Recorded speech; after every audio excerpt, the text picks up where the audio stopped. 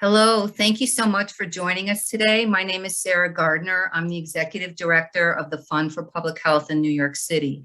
For those of you who aren't so familiar with us, we're an independent nonprofit. We work in close partnership with the New York City Department of Health and Mental Hygiene to facilitate partnerships and launch innovative public health initiatives to improve the health of all New Yorkers, as well as execute or expedite implementation of critical projects.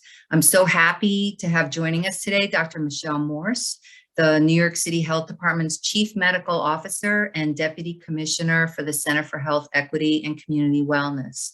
Dr. Morse is in fact the inaugural first Chief Medical Officer at the Health Department, having been appointed just over a year ago in February 2021. She leads the agency's work in bridging public health and healthcare, ensuring greater alignment and coordination with healthcare systems, and serving as the key liaison to clinicians and clinical leaders across New York City. Moreover, Dr. Morse is at the forefront of the department and the city's commitment to address racial health inequities and end systemic racism in public health and medicine, which is what we're here to discuss today. Welcome, Dr. Morse. Thank you so much for having me, Sarah, and the whole FPHNY family. So just some quick housekeeping before I turn it back to Dr. Morse. We will have a Q&A shortly after her presentation. At any time during today's event, please, you're welcome to enter your questions into the Zoom webinar question box. We'll try to get to most of them, along with many of the questions that were submitted in advance when people registered. So again, thanks for joining us today. And now back over to you, Dr. Morse.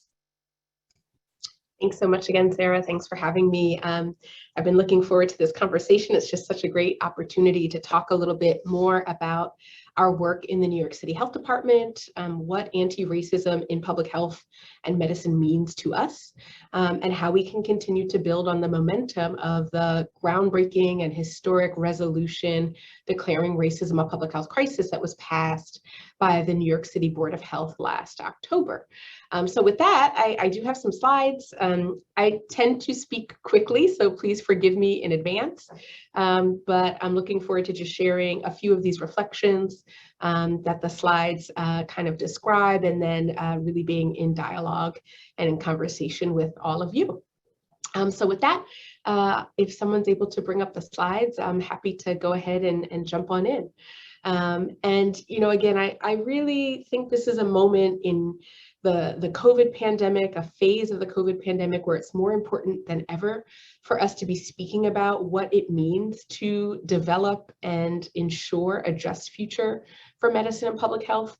And I hope that the ideas and the programs that I described today help to give you a flavor for what we think that means in the New York City Health Department. Next slide. So this is our outgoing commissioner, Commissioner Choksi, whose last day was yesterday. In fact, today is the first day of our new commissioner, Dr. Ashwin Vasan, who is, I think, very excited to continue the work that we started around the declaration of public health, of racism as a public health crisis. But I wanted to start by just describing a little bit about what this Chief Medical Officer role is meant to do. And it was an honor to have Dr. Vasan actually give the opening remarks at my first quarterly Chief Medical Officer convening that happened about a week ago. And again, just very excited to continue to work with him in his new role as our new commissioner. But Commissioner Choksi's words, I think, are still very relevant here. There's a natural nexus between public health and healthcare delivery. It's something we need to continue building on. We have to tear down the walls between those two worlds so we can achieve the common cause of promoting health. And finally, in NYC, the Chief Medical Officer role will help us effectively align public health and healthcare delivery to promote the achievement of optimal health for all New Yorkers. Next slide. So the mission for my role as Chief Medical Officer and as the inaugural Chief Medical Officer, as Sara described, is really around health equity, accountability, and partnership with healthcare delivery organizations.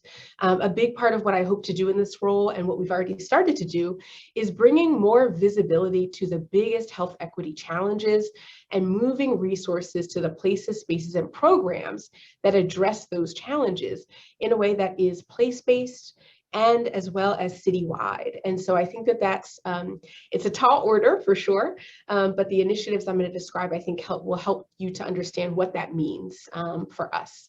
Next slide. So there are 3 pillars to the Chief Medical Officer Strategic Plan that I released in December of 2021. The first is around bridging public health and healthcare. The second is around anti-racism in health policy. And the third is around accountability, institutional accountability. Next slide. So let's talk briefly about what bridging public health and healthcare means. As you all know, we are in the midst of ongoing racial inequities when it comes to COVID, both COVID cases, but also vaccination rates. This slide on the left highlights by dark blue the higher rates of COVID vaccination. This is for the primary series. And on the right, you see that broken down by age, race, ethnicity, and sex. And unfortunately, at this point, still this far into the pandemic, the rates of vaccination for Black New Yorkers are still lower than all the other racial and ethnic groups. However, what I do want to highlight is that we have actually seen progress in this number, even though it's not where we want it to be just yet. We're getting there. In fact, if you look at the rates of vaccination for Black New Yorkers last summer, they were in the 20 to 30-ish% range. So we have made progress, and it shows us that by partnering with community-based organizations and community partners, that we can actually make a difference in inequities, especially those that are rooted in a history of a lack of trustworthiness of medicine and public health when it comes to some New Yorkers, especially racialized, racial and ethnic minority groups. Next slide. I do also want to really call attention to the white paper that the health department put out just a couple of weeks ago around racial inequities in COVID hospitalizations during the Omicron wave. And again, this is what I mean by bringing visibility to the inequities that exist in the city, but not just bringing visibility, also solutions. And there is a very clear call to action in our report that I hope all of you will take a chance to read. And I think we can throw the link to the report in the chat. But what we found when we looked at what happened in New York City during the Omicron wave of COVID just a couple of months ago, which is the biggest peak you see, the big peak you see on the right at the bottom here, what we found was actually that the hospitalization rate for Black New Yorkers was 2 times that of white New Yorkers. And that's despite having a somewhat similar vaccination rate. For white New Yorkers, it's around the mid 60s. For Black New Yorkers, it's in the high 50s, low 60s. And so even with the vaccination rates being not drastically different, the Black hospitalization rate was 2 times that of white New Yorkers. And that racial inequity is larger than many of the other inequities we saw actually in multiple waves of COVID. So it's particularly concerning for us, 2 years into the pandemic, that this is still happening. And the call to action that you'll find in this report is very much about asking all of our healthcare delivery partners to work with us to increase vaccination rates and booster rates amongst Black New Yorkers and other racial and ethnic groups as well, but also to increase access to monoclonal antibodies and COVID treatments like the pills that can be used to treat COVID, as well as I mentioned, monoclonal antibodies. We know that there are actually pretty significant racial inequities in access to monoclonal antibodies amongst other treatments. Next slide. We looked at the drivers of this inequity and created this framework to explain how structural racism was a key driver in COVID hospitalization rates during Omicron. And this is important because, as all of you know, there are a number of medical and then more structural and environmental drivers of this kind of an inequity. And many people have been saying, well, why was the Black hospitalization rate during Omicron 2 times that of white people?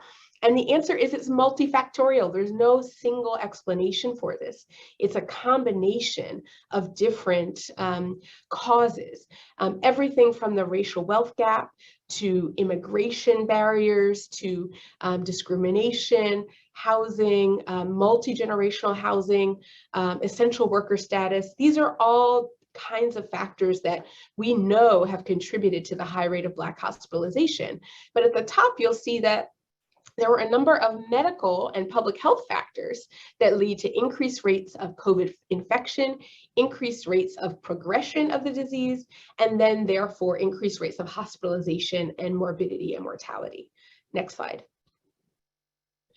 And I want to highlight that framework describing the ways that structural racism led to the high rate of Black hospitalization in the context of this broader picture here, which looks at Black-white inequities over the past 6 decades in the United States and shows that, this high rate of Black hospitalization is not happening in a vacuum. It's happening in a long-standing history of racial inequities, specifically white people on top and Black people on the bottom. And what you see in these graphs is 6 different examples of how the gap between Black and white has persisted over the past 6 decades. And this is where we have to do better going forward.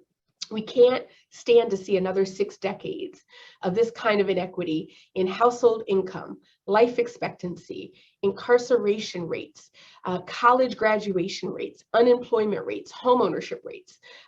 If we are serious about racial justice and declaring racism a public health crisis, these are the kinds of trends that we have to turn around. Next slide. So what do we mean by anti-racism in health policy? Next slide.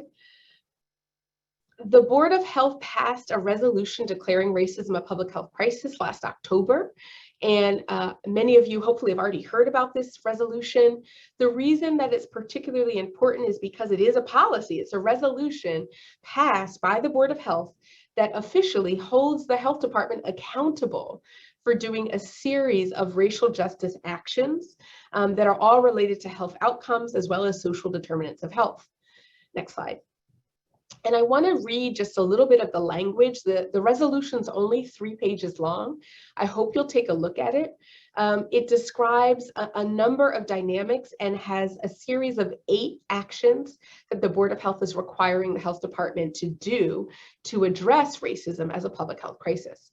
So just a few of the statements amongst many. Whereas settler colonialism, indigenous genocide, and enslavement of Africans are part of the history of our nation, and whereas these original injustices have been without comprehensive restitution or redress, and whereas racism is a race-explicit system and anti-racism requires race-explicit strategies, and whereas the work of undoing racism is grounded in love as well as science and civic duty, this love is not sentimental, rather it's what James Baldwin called the tough and universal sense of quest and daring and growth. Next slide. So that's just one example of how health policy, or a policy specifically passed by the Board of Health, is going to help us in the health department advance anti-racism and health policy.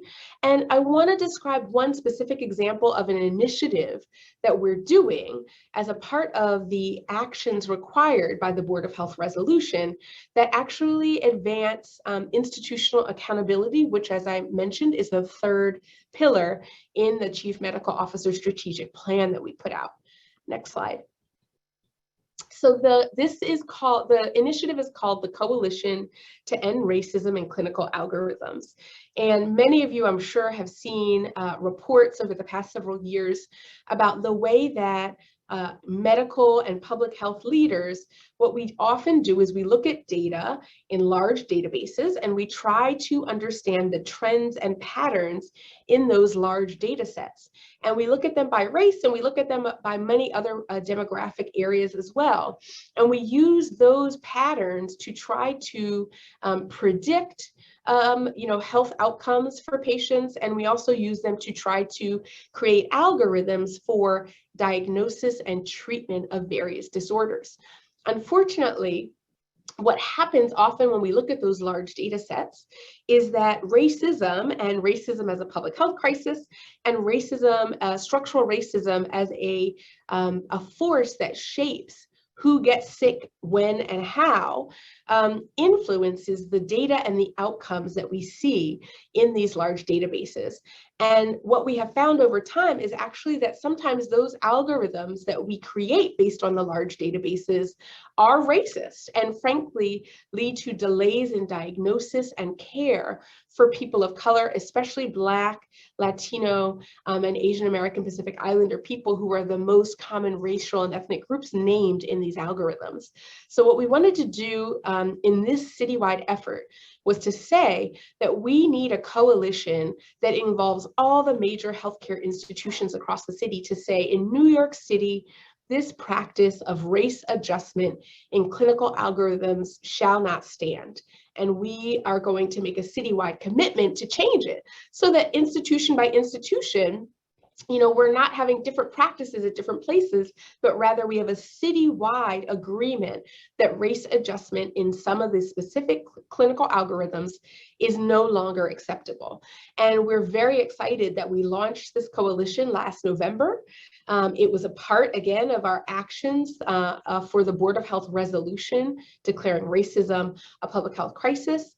And what we're trying to do with me, I have convened this coalition in partnership with Health and Hospitals. Health and Hospitals is a founding member of the coalition because they've been doing this work for quite some time already. Next slide. These are the members of the coalition, and sorry, that should say pledges, not pledgees, I think. But we have 12 members of the coalition, including the 6 largest health systems in the New York City area, which is very exciting because that means we are going to be able to have citywide impact on ending race adjustment or race correction in clinical algorithms. There are 3 main goals of this coalition. The first is to end race adjustment in 3 high priority clinical algorithms around lung function, kidney function, and vaginal birth after cesarean section. The second is to measure the racial inequities related to those algorithms. And then the third is to develop and implement a patient engagement plan to make sure that patients whose care was negatively impacted by race adjustment get the care that they deserve expeditiously. Next slide. So specifically, I'm not going to spend too much time on this because I think some of you may be clinical and some may not. But the long story short is, I'm just going to give the example for kidney function, which is the first one. It really has shown that by using race adjustment, we are delaying diagnosis of chronic kidney disease for about 3 million Black people, that we're delaying referral to a kidney specialist for about 300,000 Black people. These are nationwide numbers, not just for New York City, but that's the impact this policy has at a national level. And then there are 31,000 more Black people who would qualify for transplant, for kidney transplant evaluation, if we were to end this practice. So that's just one of the 3 examples of the algorithms that we're focusing on within Circa. Next slide. And I think I have only about 5 more minutes of slides and presentation, and then I believe we're going to open it up for questions. Along the same lines, in my role as Chief Medical Officer, we've been working across the agency to really look at how we can bridge public health and healthcare to improve birth equity across New York City, but with a focus in Brooklyn. Brooklyn has the highest number of births in the whole city, and it's also obviously the biggest borough by population. And what we're trying to do here is use data, anti-racism, and a place-based approach to, over the next 4 years, set a goal for improving birth equity in Brooklyn, working across sectors. And this is part of the convening power and opportunity and honor that we have in the health department, is working across hospitals, quality improvement initiatives, insurers, communities, and some of the existing programs we have within the health department. And the idea here is to really understand how insurers can be a part of the solution, understand how the maternal hospital quality improvement network can continue to help to advance our birth equity goals, to continue to build on our citywide doula initiative, integrate birth equity work into our action center work, and then use demographic data and severe maternal morbidity and mortality to really target these initiatives in the areas that are most impactful and most important. Next slide. Specifically, oops, I think, can you go back? Can you go back one more? So why is this a crisis? As many of you are aware, there is actually, this number should say 9.4, but Black women in New York City are not, Black birthing people rather, are 9.4 times more likely to die during and after childbirth than white women in New York City, and are 1.5 times more likely to give birth by cesarean section. This is a tragedy, and it's absolutely fixable and addressable. And specifically what I mentioned around clinical algorithms, that is one of the mechanisms that we know is going to help improve the rates of cesarean section, reduce the rates of cesarean section amongst Black women as well. Next slide. So specifically our timeline for Circa, this is again the Coalition to End Racism in Clinical Algorithms, is that right now we are actively working on the work plan and evaluation plan for Circa. And the members of Circa are actually themselves looking at what evaluation they want to do around these algorithms and what practices they, what timeline they can end race adjustment on and announce it and train their team members and then evaluate the impact. And in June, we're going to be putting out an inaugural report that just helps to describe what our experience has been from November through June with the coalition. Excuse me, next slide.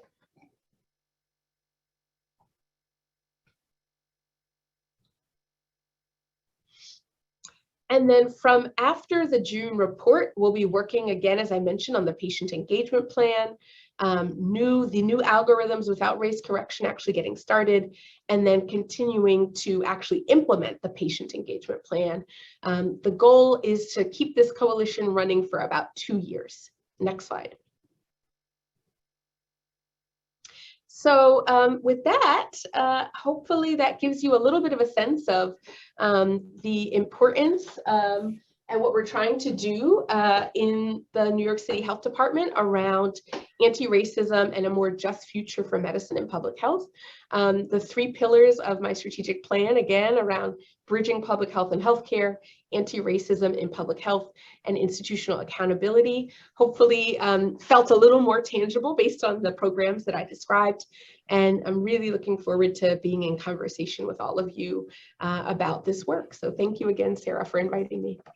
Great, and thank you so much. That was a great presentation. I really appreciate how your presentation both defined in detail the many inequities that impact public health and also explored, showcased some of the things that the health department is doing in response, the initiatives like Circa and the focus on birth equity. So just to kick this off, I can only imagine that starting as the first chief medical officer of the department during a pandemic, and taking on the issue of racism as a public health crisis during the actual public health crisis of COVID-19 has been fraught with challenges. Can you tell us a little bit what it's been like for you and your team this past year? Yeah, thank you for that question. It has certainly been busy, that's for sure. And I also would say it's just been such an honor to get to be in this role during this time in particular. I think one of the biggest challenges of this past year is that no one, it's not like there's some perfect blueprint for ending, racial inequities, health inequities, et cetera. And so I think that has meant that our team has had to be extremely flexible, extremely adaptive, and extremely resilient in particular. As you can imagine, we are looking at the data for COVID amongst many other things for the whole city, and we see the same pattern over and over again. And that can be extremely demoralizing and frankly, just depressing because, health equity is such a huge priority for the health department. And sometimes it can feel like it's impossible to make progress. And so I will say over the past year, one of the things that's been extremely important for us is to keep looking for those little wins, those small wins, to stay motivated. Because truly the work that we're trying to do around health equity is generational work, right? I mean, I just showed a graph of 6 decades of persistent inequities, racial inequities across 6 different critical indicators, including life expectancy. In fact, what we know is that the data that came out in 2021 that looked at life expectancy during 2020, the first year of the pandemic, it showed actually that life expectancy for Black people dropped by 2.7 years. It dropped by about 1.7 years for Latinx people and about a year for white people. So that graph I showed even of the gap in life expectancy between Black and white is getting worse because of COVID. And so those are the kinds of things that can be really hard for us to reckon with and still stay motivated to keep chipping away at this fight. And if there's one challenge that I think I could say universally has been true for our team over the past year, it has been that continuing to stay resolved to keep chipping away at health equity and knowing that there are things that work and we have to continue to find new things that work and keep the momentum up for the things that we're already doing that we know are having a positive impact, like seeing the Black vaccination rate over the summer go from the 30s to the 60s. Great, thank you. So Circa is really an impressive coalition of public and private healthcare institutions and providers, as is the citywide Maternal Hospital Quality Improvement Network, which is enhancing clinical training to address bias and patient experience.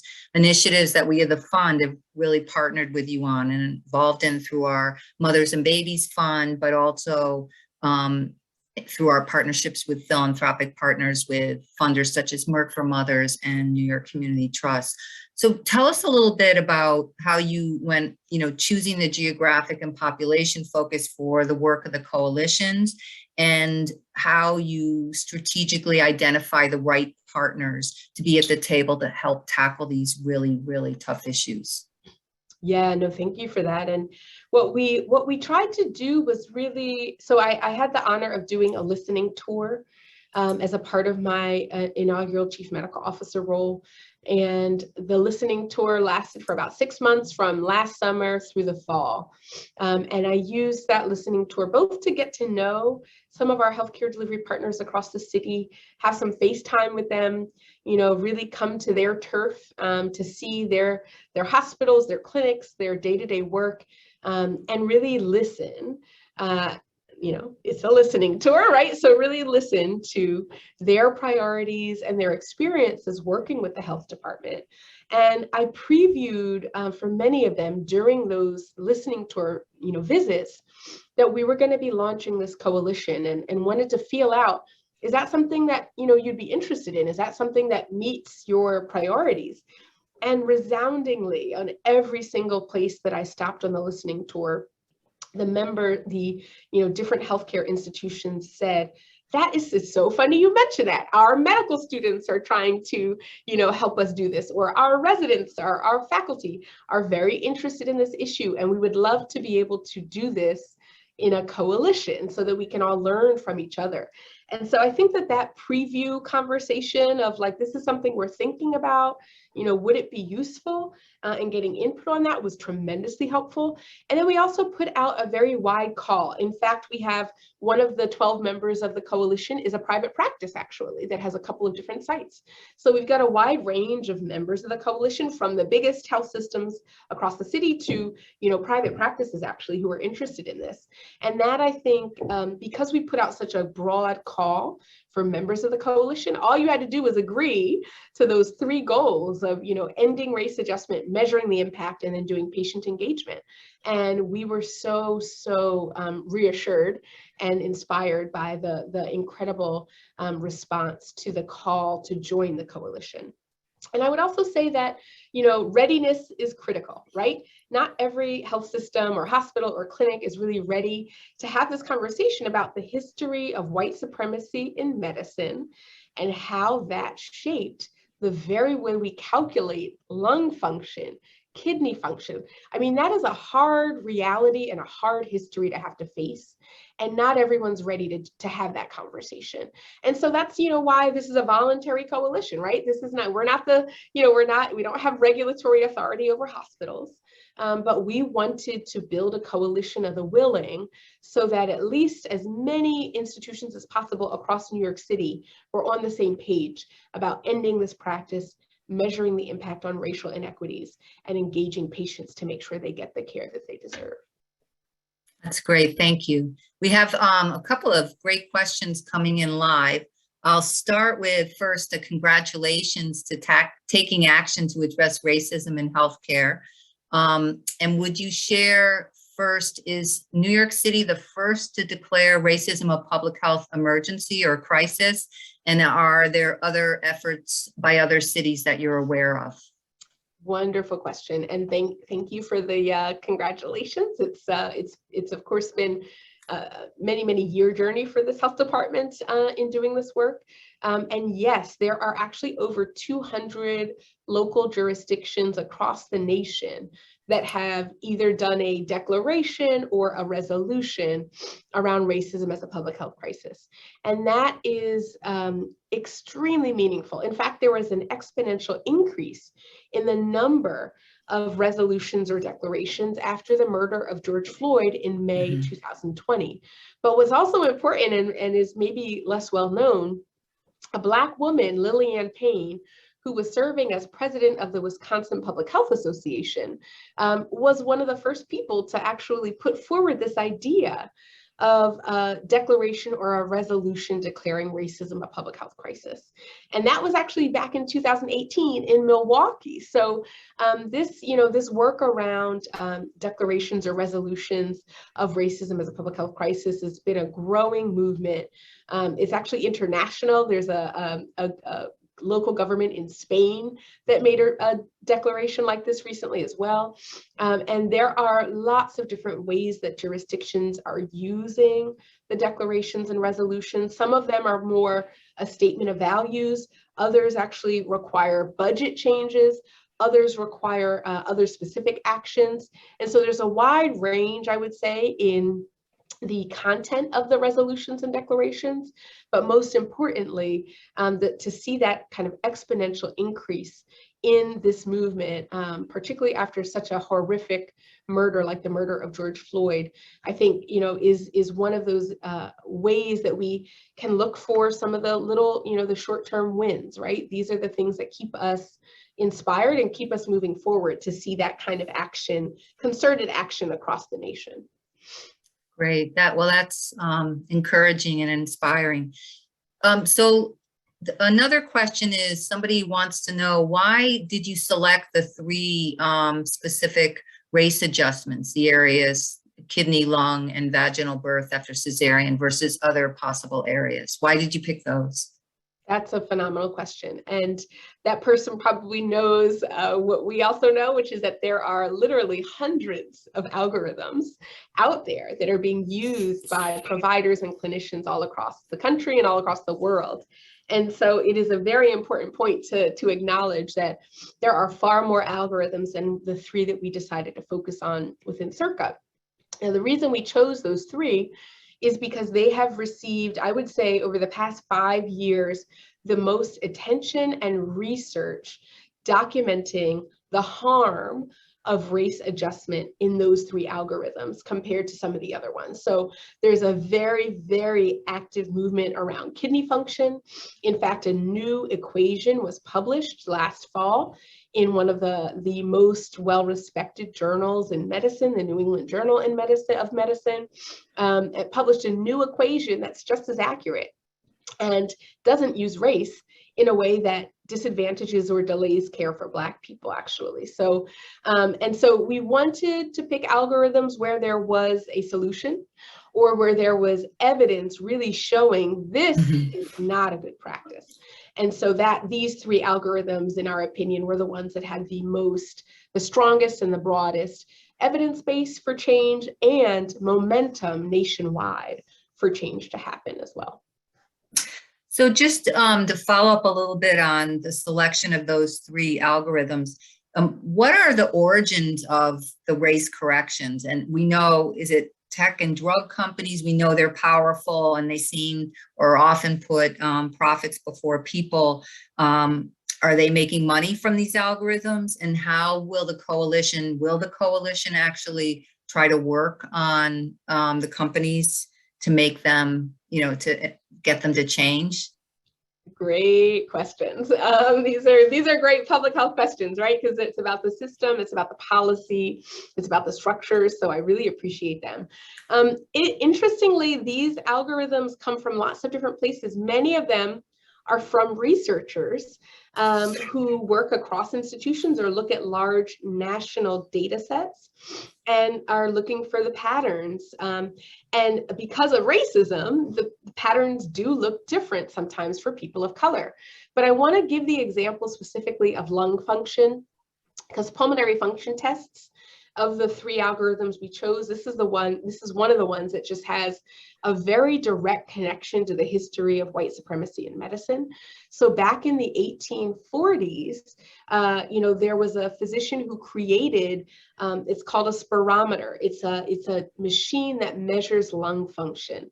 And what that physician found was that lung function looked a little different for Black people compared to white people. Now, what that person used that information to do was to say that means that Black people are inferior. And that, of course, is one of the many origins of white supremacy in medicine and using medicine to justify slavery. So that's a whole, history unto itself. But what is actually also the case is that what we know is that environment, your job, your diet, there's so many things that influence your lung capacity. And the fact that it might have looked a little different in the 1800s for Black people is actually mostly a result of environmental, social, and structural factors, not race. And to use race as the explanatory model for why lung function might have looked a little different, of course, led to medical racism and led to different algorithms for Black lung function and white lung function in a way that we now know actually delays diagnosis for lung disease for Black people and actually for Asians and Latinx people as well. And so that goes way back into the long-standing history, but as you're probably guessing, it's time for a reckoning for us to, acknowledge that history and say, we don't have to do it that way anymore. We've learned so much in the past 200 years, number one being that race is not genetic. The Human Genome Project proved it over and over again. There's actually more genetic variation within races than between races. So this is not an issue of, a certain race having a different lung function. This is an issue of social conditions being different for different races. And then some people using that fact to try to justify white supremacy. Now, the question about are we in Circa going to engage in, working with different companies and things like that? It's a very good question. We're still relatively early in the coalition. We're not necessarily looking at specific companies to work with, but there are national companies that do laboratory testing, and there's already lots of work happening outside of the coalition even to work with those companies to change the way that they report certain lab results like kidney function as a way to, again, expand the change and ending race adjustment nationwide. Great, thank you. So I want to go back to ask a question about the medical institutions that have actually been the early joiners of the Circa initiative. And everybody's committed to work on those three algorithms. And so let's talk about how will these groups hold themselves accountable to be sure that this is actually happening? Great question. Well, the Board of Health is going to hold the health department accountable. In fact, we have to report to the Board of Health twice a year on our progress in all of the areas that they demanded action from us through the resolution. So one of the ways is us reporting to the public health, Board of Health on our progress. And the Board of Health meetings are public meetings, and so we welcome everyone in the audience to tune into those meetings. They're usually posted a few days before they're going to happen, and you'll hear specifically from us at the health department, what progress have we made on all of the different required actions. So that's one way. The other way is a little bit of peer pressure. I guess that's the beauty of a coalition, right? Is, each institution that's a member has already pledged to work together to meet the 3 goals that I outlined for the coalition. But it's also, each institution is learning at every meeting about what the other institutions are doing and hearing, oh, well, this institution tried it this way and it worked this way. So there's that kind of learning and, again, a little bit of peer pressure about how to make these changes. And we like that, right? That's kind of what a learning collaborative is about, is for everyone to kind of learn together, but also for everyone to hold each other accountable. I also think that our inaugural report will be an accountability mechanism for us as well. It's going to be, a summary of where the institutions are, how they're making progress, what's working well, what isn't, and then how we in the health department are trying our best to support all the members of the coalition to achieve the 3 goals that we described. So I think that those are a start. But we, of course, the public has to hold us accountable as well. And this is just one part of addressing racism as a public health crisis. Great, thank you. And a couple more questions coming in. One, somebody writes, very excited to see your efforts to minimize racial inequities in maternal health care. And from their understanding, your current initiatives are to help those who seem to have access to health care already. What are the plans for increasing access to healthcare for those who don't necessarily currently have access? That is a phenomenal question. And, there is, of course, the NYC Care Program, which is a program for New Yorkers who don't have health insurance to get access to healthcare. There are lots of other, programs through Medicaid, Medicare, and other, publicly funded public insurance programs, but we do feel that that's not enough. Now, I will also say that many of, this is true nationwide as well, but upwards of half of the births that occur in this country occur to birthing people on Medicaid. And in Brooklyn, it's 6 out of 10 actually. And that to us means that you're right. Yes, there needs to be more effort to increase access to health insurance, but there also needs to be more targeted efforts for birthing people who use public health insurance to be able to have coordinated care, including care like doulas. And so one of the things that we've been doing on the health department side is actually funding community-based organizations of doulas, so that, for birthing people who can't afford to pay a doula, but they can still have access to that support service, because doulas have been shown to just be so incredibly impactful around the birth experience for birthing people. So I agree with you 1,000%. There is more there's always more that we can do in terms of improving access. And I think healthcare segregation is another major challenge to that work. But we are doing our best, I would say, on the health department side to try to fill the gaps until there's a broader policy solution to your question. Thanks.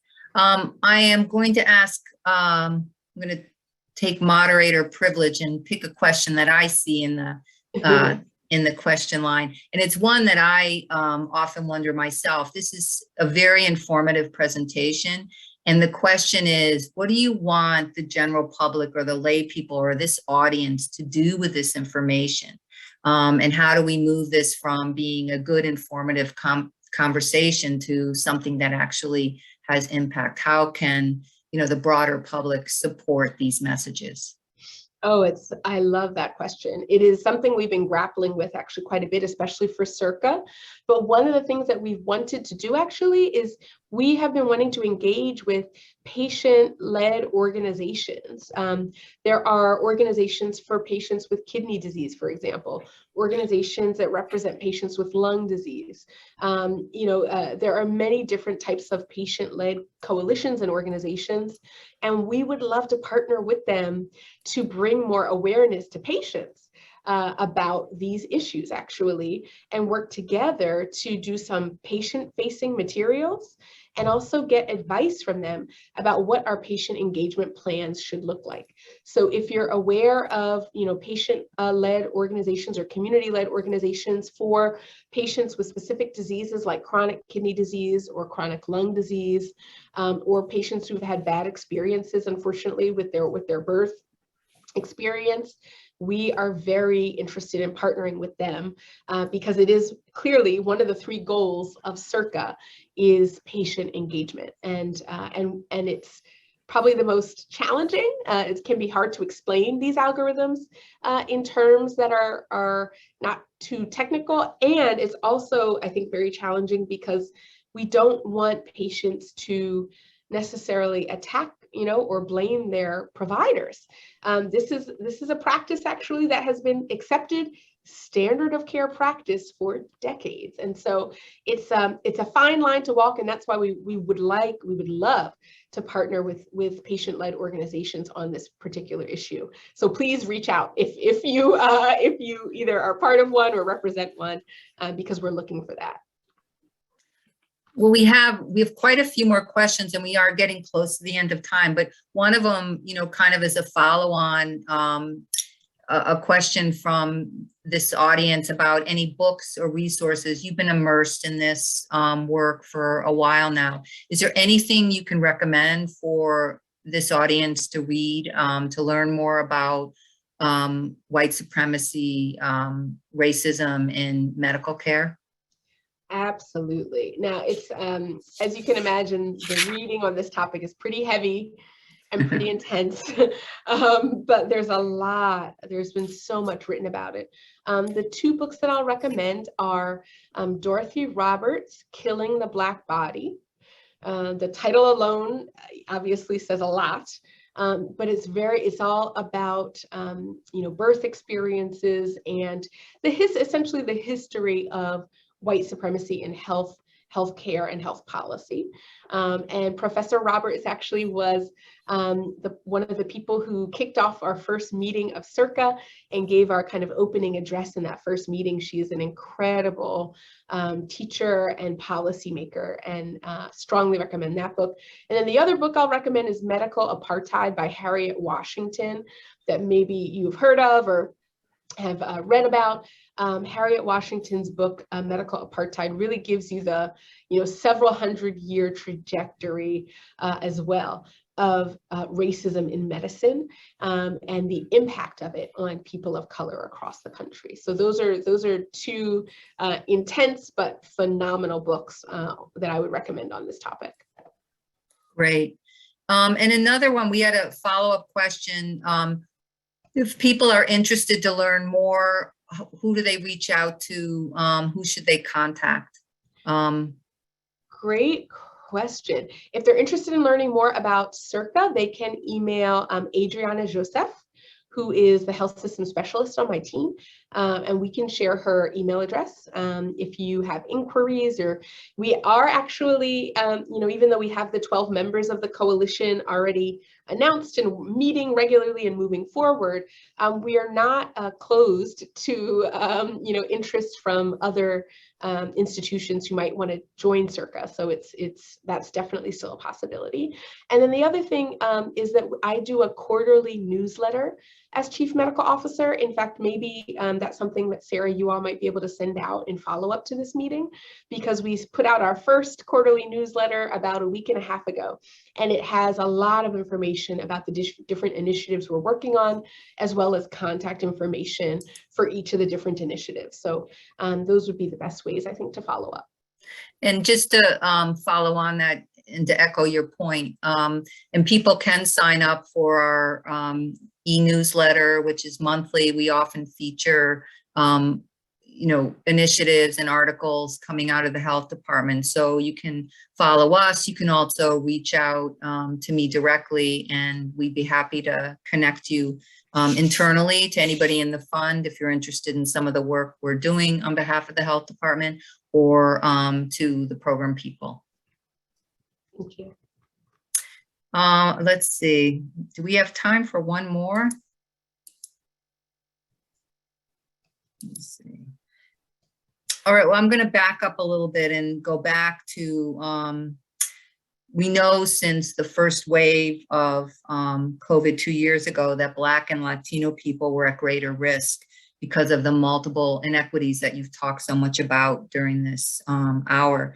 2 years later, the Black and Latino New Yorkers still make up a disproportionate number of the infections, hospitalizations, and deaths, although, as you note, there has been some progress.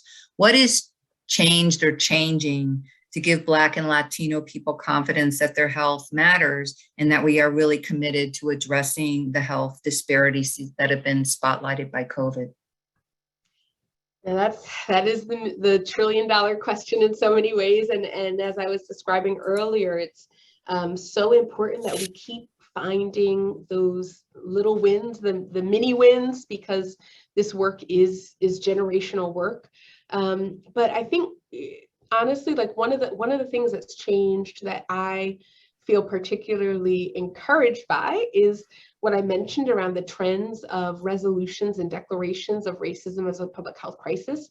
That is one of the things that tells me that awareness and consciousness and bringing visibility to racism, because it had been so hidden and suppressed and denied, right? I mean, Ibram X. Kendi talks about how denial is the heartbeat of racism.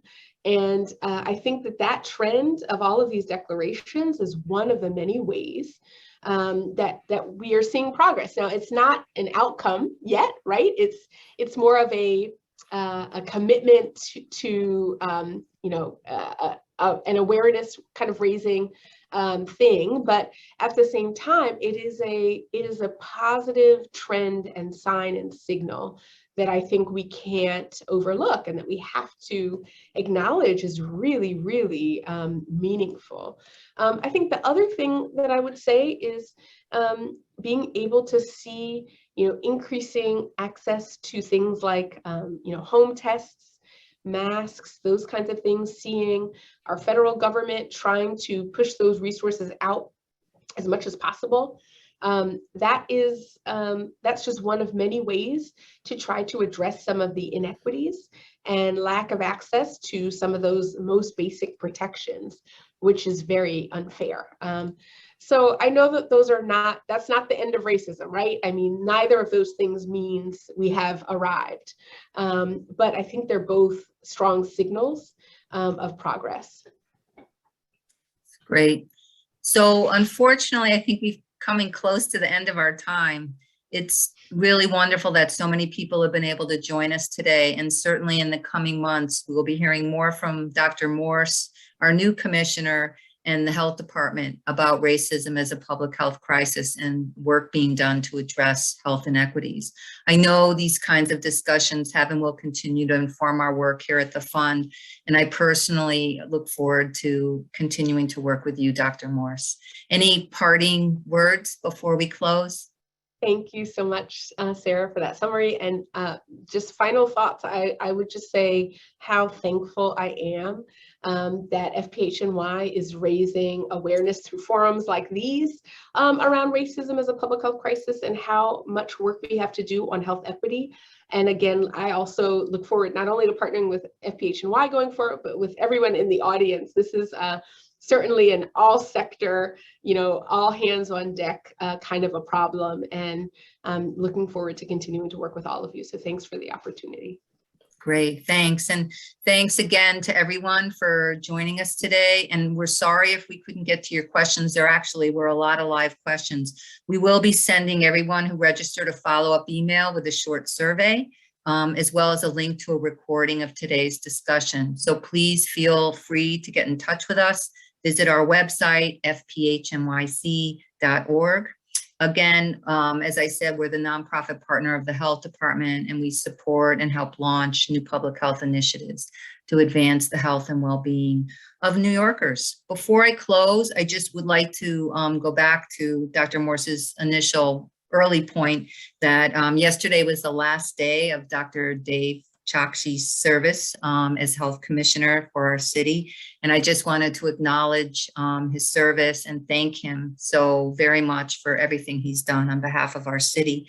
And I also would like to welcome our new commissioner who just started today, Dr. Ashwin Vasan. And we're really looking forward to continuing the work with him. Again, thanks everybody. Be well, and we'll see you next time.